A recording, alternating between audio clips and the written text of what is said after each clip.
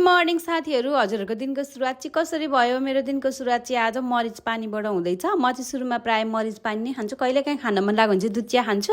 अनि सबैभन्दा सुरुमा त मैले मरिच पानी आफ्नो लागि पकाएँ, त्यसपछि दुध पनि तातिँदैछ यता, अनि उता चिया पनि बनाउँछु म। अनि साथीहरू, एकअर्कालाई सपोर्ट नगरिकन चाहिँ कहिले अगाडि बढ्नु सकिँदैन कि। एकअर्कालाई चाहिँ सपोर्ट गर्नु पर्यो कि, सबैजनाले लाइक कमेन्ट गर्नु पर्यो भिडियोमा सबैजनालाई होइन, अनि फलो पनि गर्नु पर्यो। अनि फलो गरेपछि पो फलो ब्याक पनि आउँछ होइन। अब एकअर्कालाई सपोर्ट नगरिकन त उयो 10,000 फलोवर्स नै पुग्दैन, 10,000 फलोवर्स नपुगिकन त कसरी मोनिटाइज गर्ने र भनेर साथीहरू। अब डेली लाइफ भनेको यस्तै त हो नि। डेली लाइफमा अब डेली यसरी बिहान उठेर चिया बनाउनुपर्छ, के गर्नुपर्छ त्यही घरमा गरेको कामहरूको त हो भिडियोहरू होइन। अब यस्तै त हुन्छ। अनि यो चाहिँ अब बिहानको चिया खाँदाखेरिको भिडियो बनाएको थिएँ मैले चाहिँ।